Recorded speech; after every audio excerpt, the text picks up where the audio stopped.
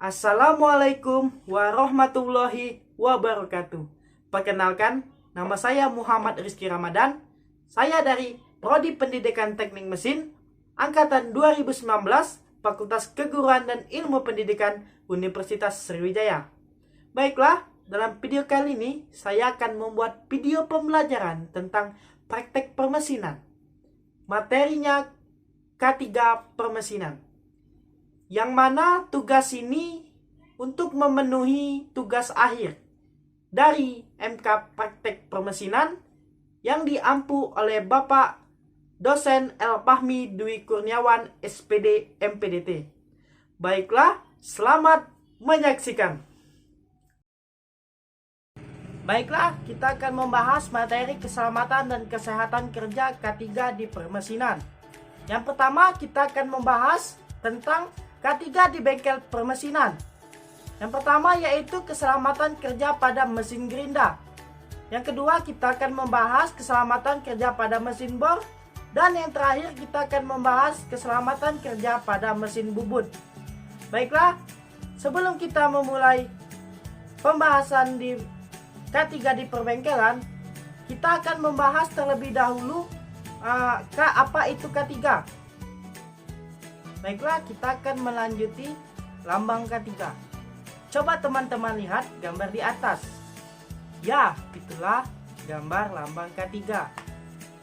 Bentuk lambang berupa palang berwarna hijau dengan roda bergigi 11 dengan warna dasar putih.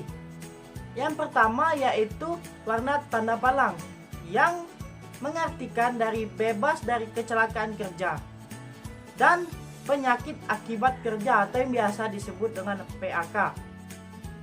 Yang selanjutnya yaitu arti dari roda gigi. Arti dari roda gigi ini bekerja dengan kesegeraan dan jasmani dan rohani. Yang selanjutnya yaitu arti dari warna putih yang melambangkan bersih dan suci. Yang keempat, arti makna warna hijau. Warna hijau di sini mengartikan keselamatan, sehat, dan sejahtera. Yang terakhir, yaitu 11 gerigi roda yang melambangkan tentang Undang-Undang tahun 1970 tentang keselamatan kerja. Itulah arti dari makna lambang K3. Baiklah, kita akan membahas pengertian K3 menurut filosofi Mangkunegara. Suatu pemikiran dan upaya untuk menjamin keutuhan dan kesempurnaan jasmani maupun rohani tenaga kerja, khususnya dan manusia pada umumnya, serta hasil karya dan budaya untuk menuju masyarakat adil dan makmur. Menurut keilmuan, K3 secara ilmu dan penerapannya untuk mencegah terjadinya kecelakaan kerja, penyakit akibat kerja, atau yang biasa disebut dengan PAK, kebakaran, peledakan, dan pencemaran lingkungan. Itulah tadi pengertian dari K3 dari berbagai sumber-sumbernya. Selanjutnya kita membahas dasar hukum penerapan K3 di tempat kerja. Menurut Undang-Undang Nomor 1 Tahun 1970 tentang Keselamatan Kerja.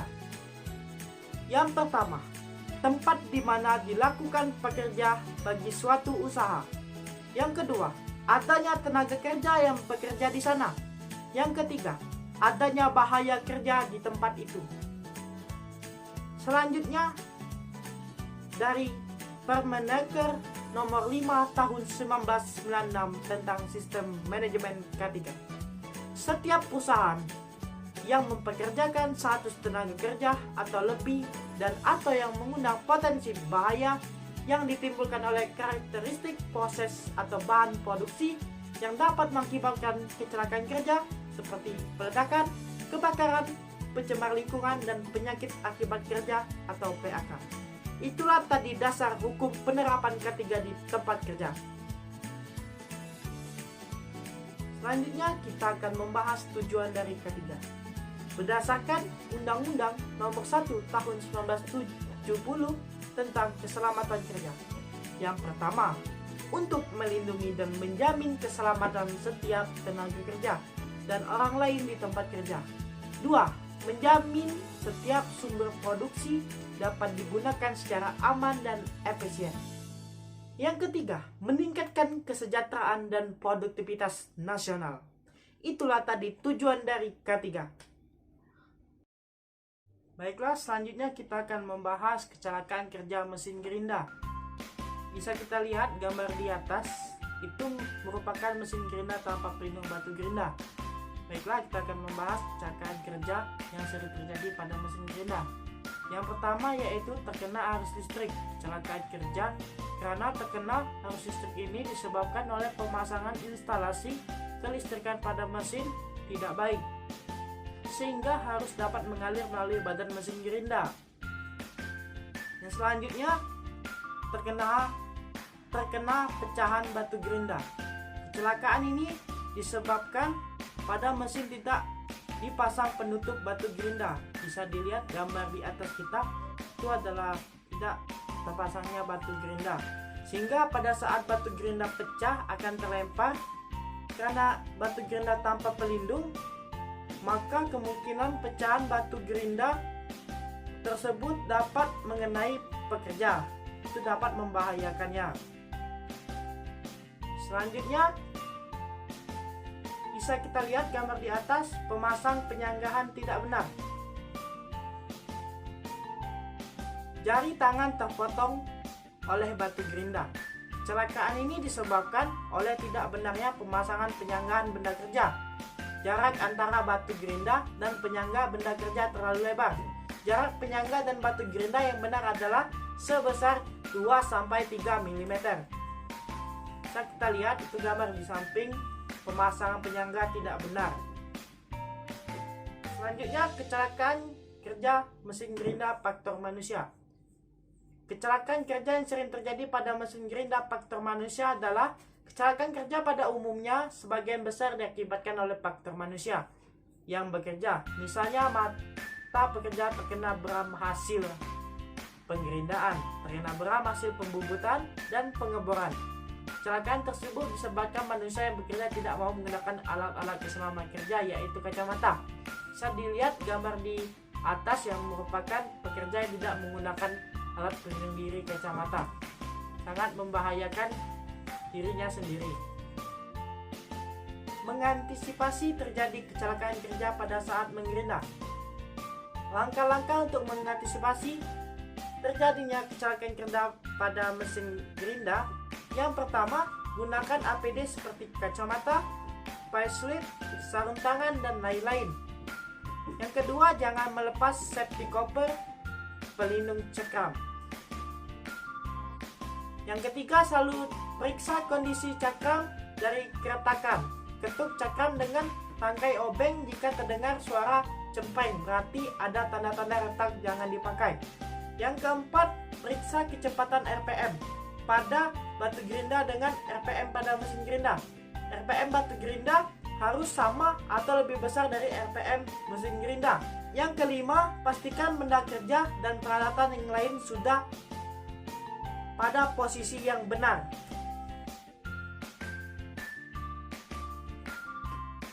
Baiklah, selanjutnya yang keenam, gunakan cakram sesuai dengan jenis dan benda kerjanya. Yang ketujuh, pastikan colokan listrik sudah dicabut saat memasang cakram. Yang kedelapan, pemasangan cakram harus tepat pada dudukan dan dikunci rapat. Kesembilan, jangan gunakan pakaian kerja yang panjang dan terurai, kalung dan perhiasan lainnya yang memungkinkan jauh dari tersangkutnya selama kerja gerinda. Yang kesepuluh, jangan tinggalkan mesin gerinda dalam keadaan hidup. Pastikan mesin mati pada saat meninggalkannya. Itulah tadi cara mengantisipasi terjadinya kecelakaan kerja pada saat menggerinda. Baiklah, selanjutnya kita memasuki kecelakaan kerja mesin bor. Kecelakaan kerja yang sering terjadi pada mesin bor adalah terkena arus listrik. Kecelakaan ini biasanya diakibatkan oleh pemakaian mesin bor, tangan yang digerakkan listrik, di mana groundnya tidak terhubung untuk mesin bor meja dan bor tiang kemungkinannya adalah sistem pemasangan kelistrikannya yang tidak benar. Selanjutnya yaitu rambut terpintal oleh mata bor. Bisa dilihat gambar di samping, yaitu rambut terpintal pada mata bor.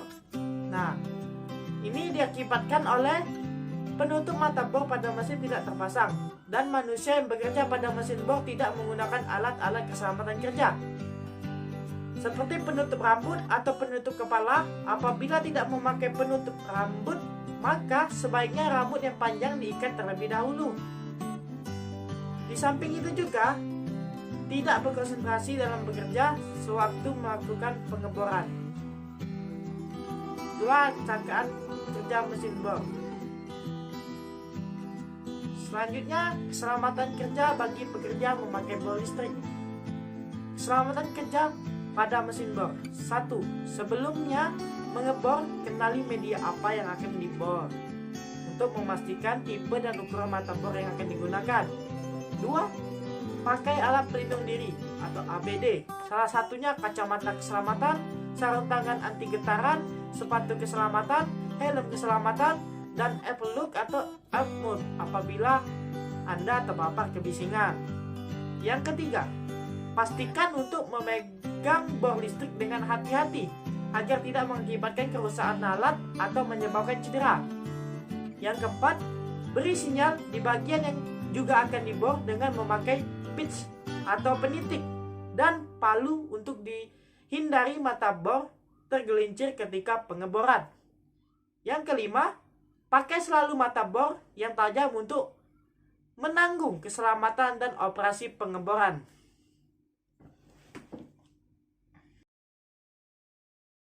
Yang keenam, pakai selalu cairan pendingin untuk mendinginkan mata bor, kurangi tingkat keausan dan melindungi ketajaman mata bor. Yang ketujuh, tidak diperbolehkan memakai ukuran mata bor lebih kecil atau besar dan ukuran mata bor yang disarankan.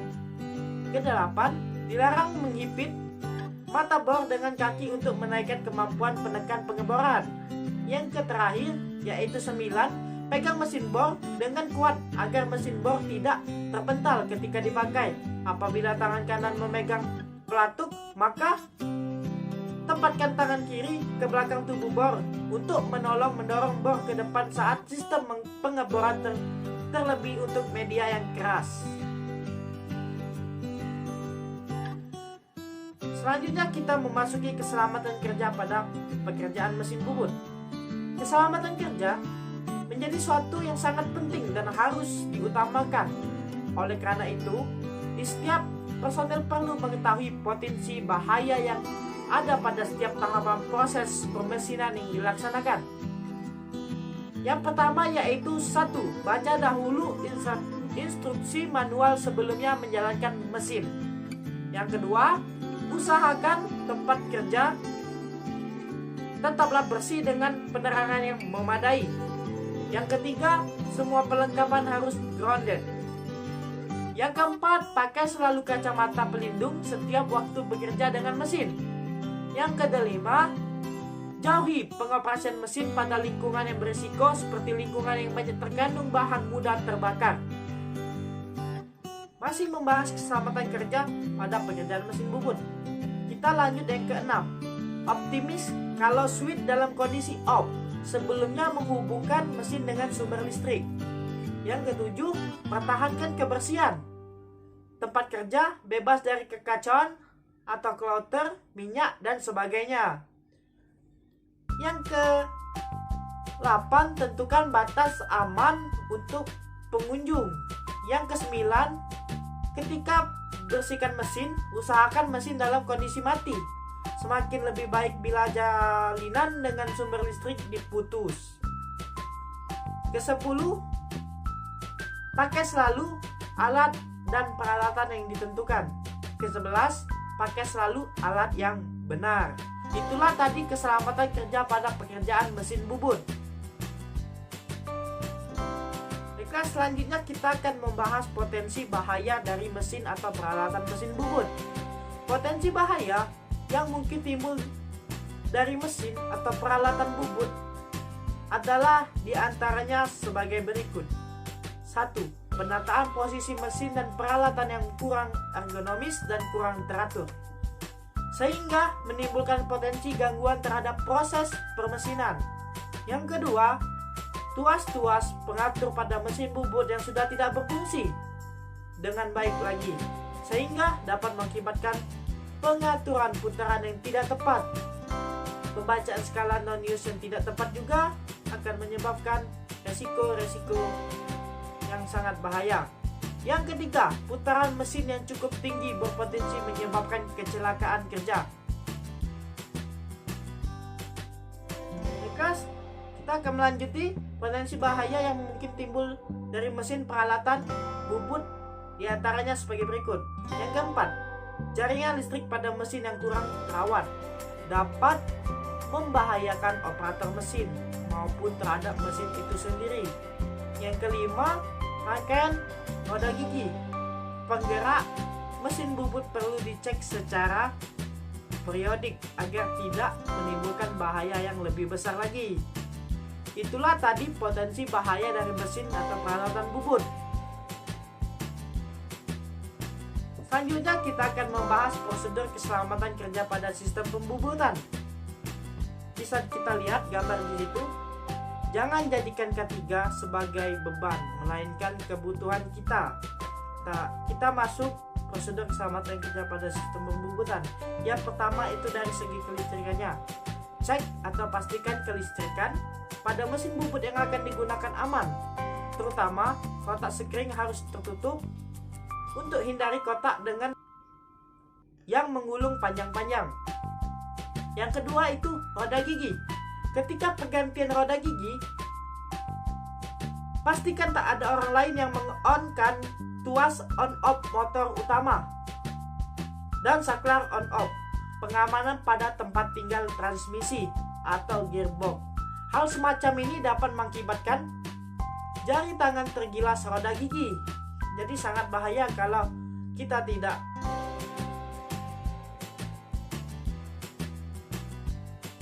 memastikan ada orang lain yang meng-on-off-kannya. Yang ketiga, saat pembubutan.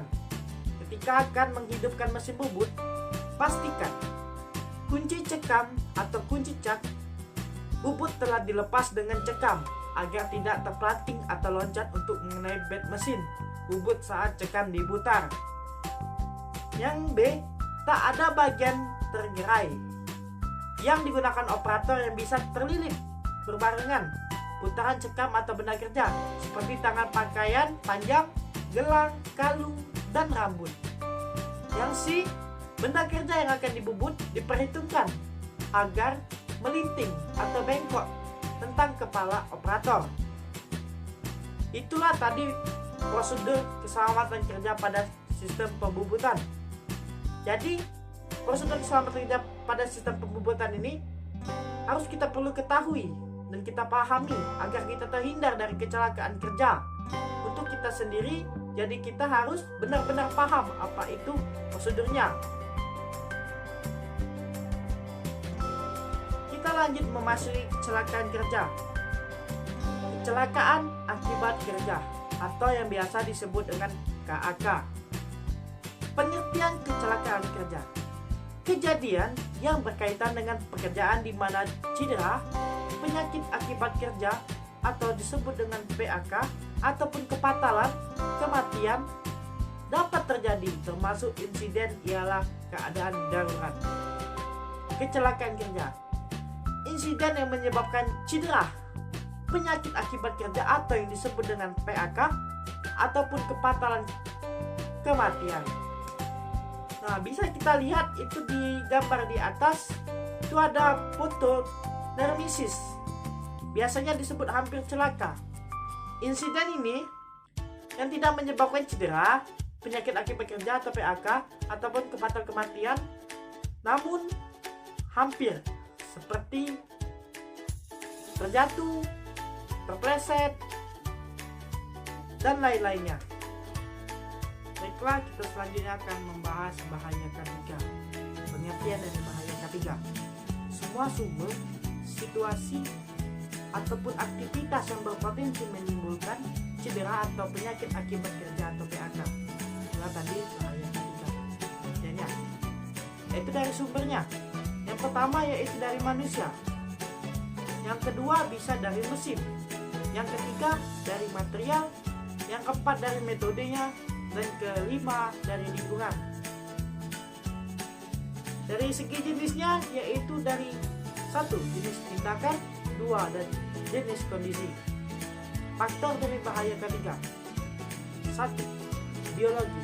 Biologi ini meliput dari faktor bakteri, virus, jamur, tanaman, binatang. Yang kedua, faktor kimia. Kimia ini terdiri dari bahan, material, cairan, gas, uap, debu beracun, reaktif, radioaktif, mudah meledak atau terbakar, iritan, korosif. Dari fisik dan mekanik, ketinggian, konstruksi, mesin atau alat, berat, ruangan terbatas, tekanan, kebisingan suhu, cahaya, listrik, getaran, dan radiasi. Menurut faktor biomekaniknya, yaitu gerakan berulang, postur dan posisi kerja, pengangkutan manual, desain tempat kerja atau alat mesin. Yang kelima, menurut faktor psikologi dan sosial, yaitu meliputi stres, kekerasan, pelecehan, pengucilan, lingkungan, emosi dan negatif. Itulah tadi bahaya dari ketiganya. Selanjutnya kita akan membahas alat pelindung diri APD K3. Kelengkapan wajib yang digunakan saat bekerja sesuai dengan bahaya dan resiko kerja untuk menjaga keselamatan tenaga kerja itu sendiri maupun orang lain di tempat kerja. Yang pertama, itu ada pelindung kepala untuk melindungi kepala dari benda-benda yang tumpul dan tajam. Dan selanjutnya yaitu ada pelindung mata dan muka, melindungi mata kita dari percikan-percikan seperti api dan muka kita dari debu-debu. Yang selanjutnya yaitu pelindung pendengaran. Pelindung pendengaran ini sangat perlu apabila kita bekerja di daerah kebisingan untuk melindungi kuping kita dari suara-suara yang sangat besar. Yang selanjutnya itu pelindung pernapasan. Pelindung pernapasan ini untuk melindungi napas kita tetap stabil. Pelindungan tangan berfungsi untuk melindungi tangan kita dari benda-benda tajam, benda-benda yang tumpul, dari percikan-percikan api, dan untuk mengamankan tangan kita dari bahaya-bahaya resiko dari K3. Yang selanjutnya, pelindung kaki atau sepatu safety. Sepatu safety atau pelindung kaki ini berfungsi untuk melindungi kaki kita dari benda-benda yang berjatuhan seperti benda tajam atau benda tumpul yang lainnya. Selanjutnya itu pelindung jatuh. Pelindung jatuh ini digunakan saat bekerja di ketinggian. Yang terakhir adalah wear pack atau pelindung tubuh. Ini berfungsi untuk melindungi tubuh kita dari bahaya-bahaya yang menghantui saat di bengkel. Itulah tadi alat pelindung diri APD K3. Selanjutnya saya akan menarik kesimpulan atau rangkuman dari K3 ini. Setiap pekerja akan ada resikonya, baik kecil ataupun besar. Besar atau kecilnya resiko yang ditanggung tergantung dari jenis pekerjaan serta lingkungan kerja itu tersendiri. Seorang teknisi atau mekanik harus memperhatikan keselamatan kerja karena banyak faktor yang mempengaruhi keselamatan kerja seseorang. Maka dari itu kita harus memperhatikan dua kriteria keselamatan kerja, yaitu keselamatan manusia atau pekerjanya. Yang kedua, keselamatan alat atau mesin yang digunakan dan keselamatan dari benda kerja. Setiap kecelakaan kerja tentunya akan merugikan baik dari segi materi non materi, bahkan jiwa sekalipun. Jadi pesan saya untuk tetap memahami arti dari K3 itu, supaya kita terhindar dari kecelakaan-kecelakaan yang tidak kita inginkan. Itu saja video dari saya. Lebih dan kurangnya saya mohon maaf. Kepada Allah saya mohon ampun. Wassalamualaikum warahmatullahi wabarakatuh.